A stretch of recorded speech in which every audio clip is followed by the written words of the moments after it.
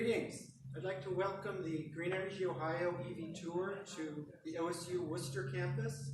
Our talk today will be held in our brand new LEED certified building, complete with a ChargePoint EV charger right outside. We're privileged today to have Dale Arnold, who's the Director of Energy Utility and Local Government Policy at the Ohio Farm Bureau, and also the President of Green Energy Ohio. And he's going to talk to us about the electrification of agriculture and adoption of EV technologies. Thank you, Dale. Thank you.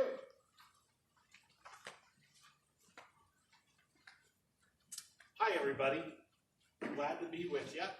And say my name is Dale Arnold. And I like to say this. I want you to think of this as the start of a conversation, because in the next half hour to 45 minutes, we're going to have time for discussion.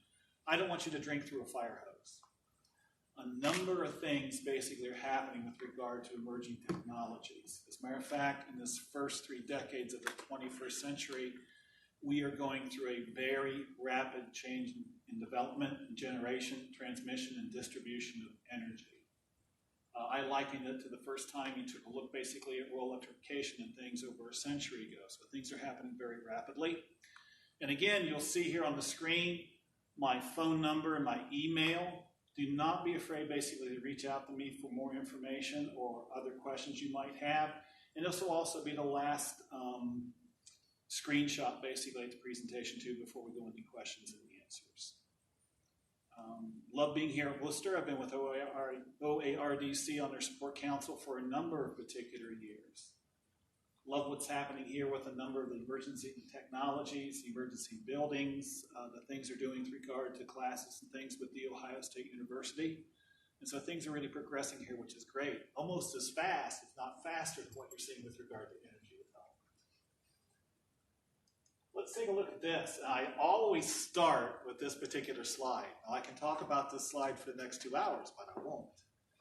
Agriculture. When you talk about agriculture, agriculture is a very commodity-intensive business. Corn, wheat, beans, fuels. Many of our commodities, basically, prices are determined in commodity exchanges, markets, supply and demand over time. Calls, puts, collars, futures contracts, delivery points, everything indexed to the local grain elevator where you deliver your grain all the way to the Chicago Board of Trade. That lets farmers basically take a look at pricing. It allows them to lock in a price, create basically a marketing strategy, a pricing scenario, and that system has worked for agriculture for over a century. I want you to take a look at these because these are technical analysis charts for crude oil, natural gas, and electric generation. And just like corn, wheat, and beans, those are commodities too. Calls, puts, collars, futures contracts, trade arbitration, delivery points, anything you can do basically with an agricultural commodity all the way to the Chicago Board of Trade, you can do with these all the way to the New York Mercantile Exchange in the eastern part of the United States. And that system has been going on for over a century too. When you take a look at this, farmers basically see this as that we're looking at ways and strategies to help us control our energy costs. Control our energy costs. And they're taking a look at a number of technologies which allows us basically to do so. Let's see. Let's go to the next one. Here we go. I always show this too. A while back, someone asked me, hey, Dale, can you give us an apples-to-apples comparison on how agriculture uses energy? This slide was made from information and data I was able to get from the U.S. Department of Energy Information Agency a number of years ago. Had to extrapolate a tremendous amount of data to get this, but I tried to make it as simple as possible. This is not price, this is actual use, basically, of energy from 1970 to about 2020, today. It's interesting, you take a look at things, natural gas is blue, and distillate basically is liquid fuel, gasoline, diesel fuel. And red is electricity. Now you're probably saying, Dale, gosh, from 1970 to 2020, the trend is going down on the use of natural gas and distillate, or liquid fuels. Why? Well, we take a look back to the 1970s when I was a teenager. My first car basically was a 1967 Ford Fairlane with the biggest engine Ford would put underneath the hood. I wish I had that muscle car today.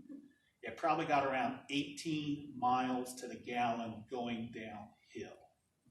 I now have basically another Ford product, have a Ford Escape, with the computerization and the different programs underneath that hood. I'm getting about 42 to 45 miles a gallon. You've seen how fuel efficiency builds into this. Not the price, because I tell you this, the first gallon of gas I bought for that Ford Fairlane was 17 cents a gallon. Don't want to tell you what I paid basically coming up here from Newark today. It's not price, it's actual use. Also in the 1970s, when I was a teenager, this time of the year, baled a lot of hay. What was the power plant on the elevator? A 5 horsepower gas-fired Briggs & Stratton engine. And God help you when it was 98 degrees and 98% humidity, and that mechanism, that machine got vapor lock. It was not a good day. What did my grandfather do? He switched out that power plant. And what did he switch it with? An electric motor. And it's interesting, that's been going on too basically since the 1970s. And right now, in many of the farms here in Ohio, depending on size, you have anywhere between a low of 54 and a high of 178 average different electric motors of different horsepower capacities on a farm. Electricity has become basically our fuel of choice for many applications. As a matter of fact, in the 1970s, 60% basically of our fuel requirements are with natural gas and liquid fuels. 40% was electricity. In the 2020s, it's now the exact opposite, where 60% of our fuel requirements are with electricity, and natural gas and distillates is around 40%. You've seen the flip with regard to that, and that trend basically will continue. That's what's going on basically with farms and different things. I want you to think about this. Agriculture is also on the front lines on a number of avenues having to do with energy development across the state. I work with farmers and rural residents on a number of energy-related technological issues, rules, regulations, processes going forward. We have folks, and rightly so, in the western part of the state, and now even in Worcester, and going into the eastern part of the state, looking at solar. It's interesting when you talk about solar, especially utility scale. If we would have this presentation 10 years ago, people would say we were crazy. Not anymore, because the technology is very much here. And I've been working with farmers and rural residents on these issues across Ohio for the last 5 to 6 years, and will continue to do so. Solar, wind where the resources are in northwestern Ohio. You are also on the edge of the Marcellus and Utica Shale drilling development area, working with farmers there. You have seen pipelines, 5 just in Wayne County alone within a half-hour's drive of this location you've dealt with over the last several years.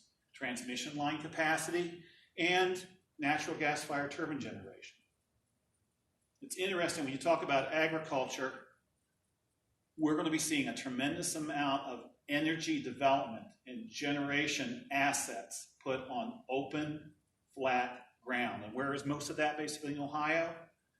It's in agricultural areas, rural areas, which means farmers are also on the front lines working with a number of folks to accommodate not only their needs, but needs of their community and needs of others when it comes to energy generation, transmission, and distribution.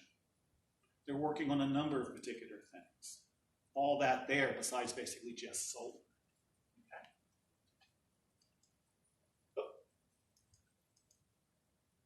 They're also taking a look at this. Besides working with energy service providers on very large generation, transmission, and distribution assets, they're also taking a look at their own individual farm. I'm working with farmers right now who are taking a look at HVAC, or their barns, their brooder huts, their finishing huts, their areas where they do animal husbandry, lighting for greenhouse operations, centralized heatings, variable speed motors, a number of different technological advances when it comes to the dairy industry, taking a look at applying a number of emerging technologies on the farm to help them control energy costs. Some of this can be rather complicated. And I tell you, I work with a lot of farmers who don't like what's happening. Why? The average age of a farmer here in Ohio is about 55, 56 years old.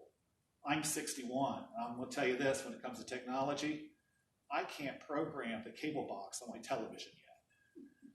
I get my grandson, Augie, who is 10 years old, to do that for us. And I talk with a lot of farmers who feel that way. But we also have a lot of younger farmers, another generation coming up, where this is standard, this is boilerplate, this is what they're doing, this is a tool that is going to be used on the farm on a continual basis. So that transition is basically happening too. I also want you to think about this. That last slide I showed you were all electric applications.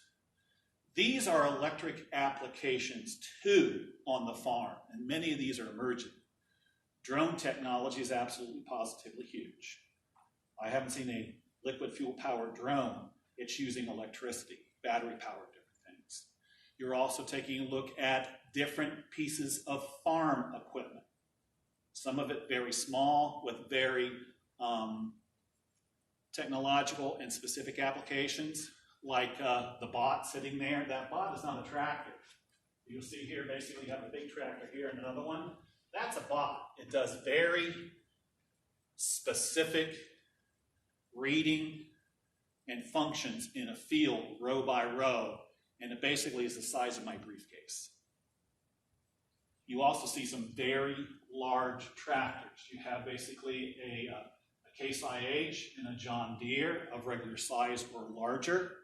Those are battery powered. As a matter of fact, when you take a look at this Case IH piece of equipment here, and here at the Ohio State University at OARDC as well as Columbus, we're doing a lot of work in ag engineering. This one down here at the bottom is a hybrid. Gas, diesel, liquid fuel, excuse me, as well as electric, and it has no cockpit. It is automatic. It is driven basically by a program by a farmer at the edge of the field. We're seeing pieces of equipment basically now that used to go and crawl through a field, going up to 35 miles an hour safely, efficiently, effectively, planting and doing other functions. You're seeing too, and again, there are different types of small utility vehicles which lend itself basically to agriculture or animal husbandry. You see it there. We're also taking a look at, and I'll get into this shortly, fueling or charging infrastructure. Should we have basically the same as everyone else for all EV vehicles, and rightfully so, different charging functions and stations at the home base in the farmyard? But you're going to find out too that a lot of our pieces of equipment might not see the barnyard during different seasons of harvest and planting for several weeks, if not months, which means portability, battery packs is a huge thing to consider too. We have farmers taking a look at all these things. So if you think about it, they're taking a look at different fuels. They're taking a look at strategies to control their energy costs. They're taking a look at different technologies, some of them emerging, some of them very proven, and they're making a number of key decisions going forward. It's interesting, when you talk about farm vehicle development, farming requires extensive use of machinery, regardless of the size, the scope, the mission, and the type of a farm you have. Here just in Wayne County, we have folks basically with orchard operations, very large animal husbandry, vegetable and produce, greenhouse, large cash grain operations within an hour's drive basically you're here. All of them are kind of uniquely different. All of them have their own strategies and different things when you take a look at how they're operated, but all of them basically have something basically much in common. Extensive use of specialized and general farm machinery to help them get things done. They're using a number of them to maintain the operation. Vehicles also need to travel across various types of terrain efficiently. We're not all on a county, a township, or a state highway with just blacktop. We're in different terrain. We're on the terminal marine right now. This is where the glaciers basically ended. It's all hills and different things. I've signed a number of confidentiality agreements with different vehicle manufacturers and developers. They've called me in and said, how do we apply this to agriculture? Well, the first thing is, how do you get this thing uphill on a 30-degree incline? How does it work with regard to braking? How does it work with regard to going over different types of topography? Something that's very needed with regard to that. And also, this new technology impacts every aspect of agricultural machinery and equipment. From the small things such as a bot or a drone to some of our combines and some of the big tractors that you're seeing there. EVs are employed to do very specific functions on and off the farm. Many of the off-farm functions, going to the feed mill, going to the grocery store, going to the restaurant with basically the family on the weekend. We have a number of different technologies and a number of different vehicles we can adapt to do that. On-farm is still very much a challenge. And we at Farm Bureau, especially me, are working with a number of energy service providers and these type of service providers to adapt different pieces of technology for more on-farm, off-road use. Things that you need to think about. Weight to power ratio is very important and very, many times, very, very crucial. Weight to power ratio, you know why a diesel, you know what the real name of a diesel locomotive is? And it's over a century ago since they were developed. It's actually called, correctly, a diesel electric locomotive, where the diesel at the top of the locomotive was actually a power plant. It generated electric current. And at each one of the wheels in the A, B pattern had electric motors attached to them. Tremendous amount of torque, tremendous amount of weight. That was what was needed for the railroad and the transportation industry. In agriculture, it's a little different. If you think about it, yes, there are times too that we're going to need a tremendous amount of power and energy to do a number of things. For grain handling, animal husbandry operations, feed grinding, you name it. Sizable electric motors and sizable battery packs like you're seeing here in a John Deere are absolutely huge and critical to success. There are times when the weight of the vehicle and how it's distributed enhances its use for agriculture. It's nice to have those weights. It's nice to have that weight differential. It's nice to be able to use that torque, the pull, and use with regard to that. But there are also times where that can be a weakness. When you talk about compaction, keeping weight off of different areas of farm ground because of what you're doing there with no-till and other types of technologies, being able to do things gently instead of brute force is also huge and critical. So where do you create the balance? I tell you this, we can make some very big, heavy pieces of equipment. I've sat and operated a dozer that's all electric. That's a wonderful thing because you can do a lot of wonderful things with it. But you have to watch basically where you drive it at times. That's one of the crucial things with regard to agriculture. Balancing weight, torque, compaction factors are all critical in machines going forward. Here we go. Also, charging technologies. Or as my grandpa would say, getting the fuel to the tractor or the combine is absolutely huge. Farmers have invested basically on the backs of their trucks fuel storage capability, fuel trucks. Again, there are times too when that combine, yes, it sits in the machinery shed at the farm, which is home base. But when you're talking about wheat season or wheat harvesting, or you're talking about corn and soybean harvesting, and you're talking about where your field's at in the community, it's very inefficient and very expensive to bring that piece of equipment home every night to recharge it. As I said, there are some farms with the expansive ground that they're using in different parts of the state where that piece of equipment leaves the home base and probably does not come back until several weeks later. It makes the loop.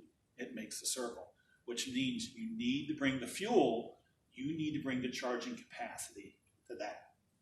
Portable batteries is going to be absolutely important. Being able to bring those home, being able to charge them overnight, making sure basically they're large enough and robust to give it enough power to do the torque and the things we need with a heavy-duty piece of farm equipment, but light enough that myself and my grandkids can pop them into the piece of machine in tandem or in series in some way, shape, or form to perform the day's activities. Access to batteries and also multiple on-site charging stations are going to be huge for a farm. One charging station is not going to do it, especially if you had several pieces of equipment you're using on a daily basis, small, medium, and large. You'll need several of them. Or if you're really into electric equipment and you need to do battery charging, having the capability to rapid charge that infrastructure is absolutely huge. What's also going to be a challenge, and farmers are working with a number of folks, is that when you take a look at the local distribution system of your incumbent electric utility, many of them have been working almost 2 to 3 decades on this scenario with folks with a car or a truck. They want to plug in to charge that for the next day's activities. Timing with regard to that. Peak demand. Using that to enhance a number of efficiencies is absolutely huge. And you've been involved in those discussions over the last couple of days and will continue to do that over the next several days.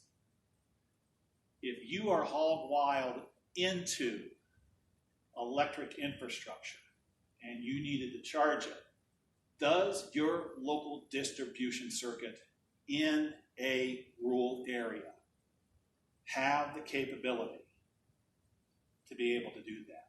Does it have the capacity? Working with your incumbent electric utility, investor-owned, cooperative, municipal, is going to be huge from that particular point forward. If we all get involved with this at the same time, and we're all charging our batteries and equipment at the same time, what will happen basically with the local distribution circuit? Well, is it robust to be able to take this all on with no problem? Can this type of technology enhance its performance, or will we see the blue screen of death to every computer within so many square miles? Those discussions need to be had. Those discussions and that planning is going on right now. It's much different. It's not a single car or a single truck. It's a fleet. Many of the fleet applications you see in cities and towns are going to have to be used in rural areas. Many of the local distribution systems in town, in metropolitan areas, is built and designed to be able to balance this out. Rural areas, that is coming, but we need to talk about that more fully. One of the concerns and the challenges of the system. Sustainability is key for every industry, including agriculture. Farmers have leadership roles and are at tables discussing things through Farm Bureau and commodity organizations and local community groups on food production, natural resource conservation of air, soil, and water, carbon sequestration. They're all taking a look at a number of particular things. They all have some things in the back of their mind. Where is the balance with regard to this? They're also taking a look at the need for what you would call a diversified energy portfolio. Not having all of our eggs into one basket, but basically relying on several fuel and energy sources instead of one or two. In the 20th century, you relied basically on fuel, and when it came to electricity, you had coal and nuclear. We've all seen what has happened over the last 2 to 3 decades with regard to what we're seeing with energy generation, transmission, and distribution systems, all being restructured to enhance those particular needs and address those particular needs. Agriculture needs to think about this. I want you to also think about this too.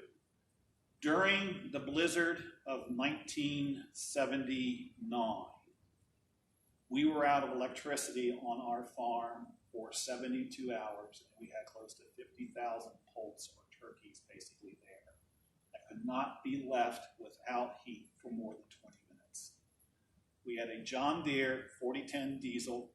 The PTO was going onto a gen set that was keeping electricity in there for a solid 4 days without stop. Can that be done with regard to electricity? In some ways, yes. In some ways, no. But I'm also going to tell you this. If we have a power failure, do I have a number of resources that I could use, substitute, enhance, or create a risk management scenario that if we do have something like that, I can stay operational day to day to day? Many farmers are saying this, well, this would be kind of wonderful because you're taking a look at some additional fuel opportunities and economies of scale, but if we have basically a power failure for 2 or 3 days and I don't have my fuel, am I still going to be able to do my field functions? That's one thing they're taking a look at. That's part of the process. That's also part of sustainability with different things. For us, it's a mixture of things. It's a diversified energy portfolio. EV has a part of that, but at this particular time, we can't rely 100% on EV technology. We need to see a number of particular things. We need to use a number of particular things to minimize risk. Farm Bureau policy, energy development, and this comes from all of our members in all 88 counties that are involved in policy development right now. I know some of you who are Farm Bureau members have been involved with this. OFBF supports energy developments that involve the project developer, utilities, regulatory agencies, government at local, state, in some cases federal level, economic development authorities, and community groups. We are all at the table discussing these things. I have the opportunity and honor to be at the table with GEO, Clean Fuels Ohio, the Ohio Farm Bureau, sharing policy with regard to that. These efforts should focus on creation of projects that address environmental concerns, and rightfully so, consider aesthetic needs for some folks, and provide economic benefits to landowners and the community as a whole. We recognize the rights of landowners to enter into effective partnerships and agreements with developers to responsibly use land and resources to develop energy projects. You're seeing that right now with wind, solar, biomass, fuel cell, pipelines, transmission line capacity. None of that is going to go away. A lot of it needs to be upgraded and enhanced to serve the needs that we have that are different now in the 21st century than when they were first created in the 20th century. We expect all partners to fully disclose all parts of the development process, including installation and operation of facilities, as well as repair and remediation guidelines, put adjoining agricultural ground back into production as soon as possible. That's our members' policy basically across the state when it comes to energy development. We don't see us basically as an adversary. We see us as a willing partner. And we also see us working with a number of community stakeholders, energy service providers, utilities, local government entities as part of this discussion. My job, I do a tremendous amount of discussion in outreach. I really appreciate you being here today. I really appreciate you participating in the EV Tour with Green Energy Ohio. We're talking about coordinated efforts involving the developer, government, and regulatory agencies at the township, county, state, in some cases the federal level, economic development and regional development authorities, and community groups. We all need to be at the table, as we say basically in Farm Bureau. If you're not at the table advocating and sharing your policy and position, you might be part of the venue. But thanks very much. And again, this is my last slide. I'll keep that up there. If you have any questions, live here or through the internet or watching a recording of this presentation, please give me a call and let's continue the conversation. Jane, it's back to you. Well, I want to thank you, Dale. Dale is a great president of our board and brings a perspective that's so important in this conversation. Agriculture is the largest single industry in Ohio, and having them as part of the conversation is critical when we talk about vehicle electrification.